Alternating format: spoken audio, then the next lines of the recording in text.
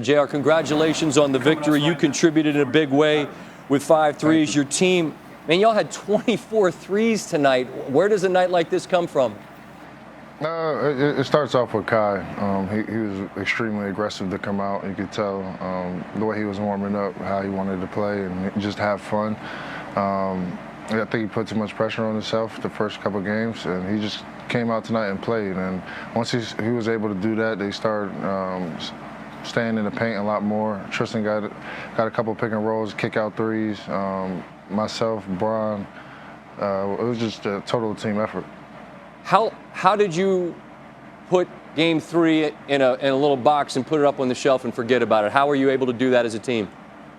I mean, I honestly, I still don't know. I walked in the arena and feeling some type of way, and as soon as I got to the locker room, guys were smiling, cheerful, talking, communicating.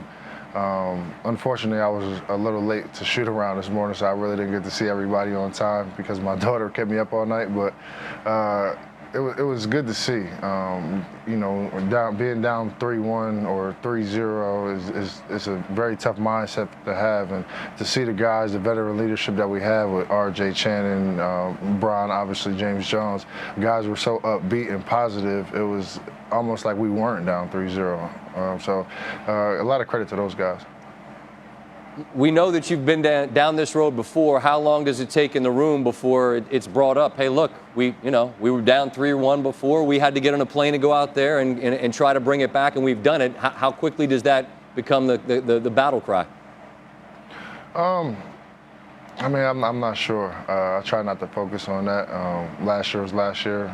We have different personnel. They have obviously different personnel. Understood. With KD, Zaza. So I try not to let that creep into my mind, but I have that belief that, obviously anything is possible.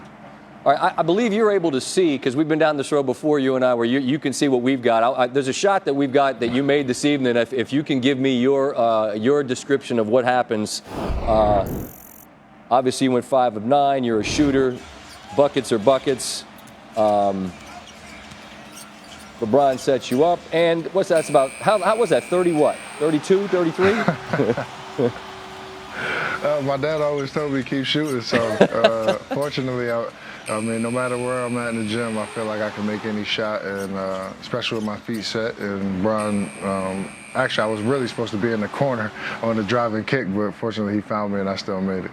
Confidence is the benchmark of any shooter. Have you struggled with confidence at any point in these finals, you personally? Me personally, no.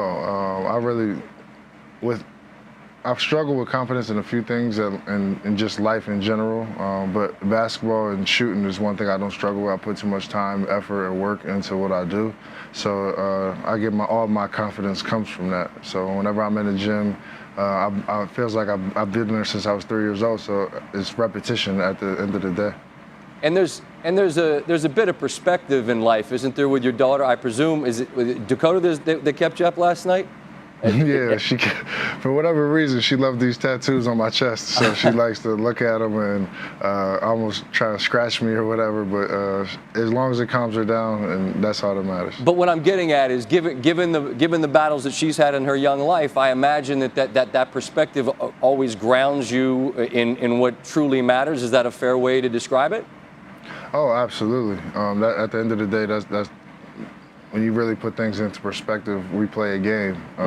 Some game people take more serious than others, obviously, but at the end of the day, it's a game that a lot of children love. Grown men love it. Sports people in general love it. But when you can go home and you see those little kids, the little yous running around, smiling, cheerful, either that or sick or devastation, anything. It really puts things into perspective. My main focus right now and from here on out will be my family. I've never really had to be the family man up until this past year and a half, and I'm excited and I love it, and I wish I'd have did it sooner. It is just a game, but it is your profession, and I know that the folks in Cleveland would love there to be 7 games. And to that point, I know, again, you can see what I can see, the sign in Cleveland that they've got. There we go. There's got to be a joke in here about, and this isn't social media now. This is just a fan. So that there it is. It's up there. Yeah, I know JR did not put that up there. Some fan did.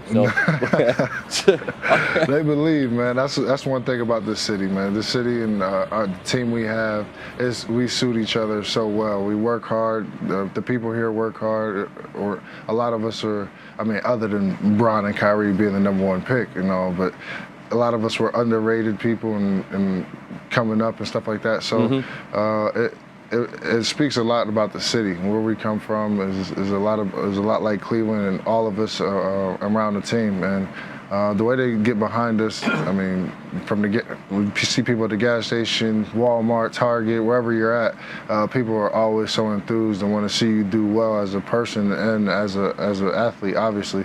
So it goes really hand in hand. Good luck getting some rest tonight. All right, thanks for the time. I appreciate it.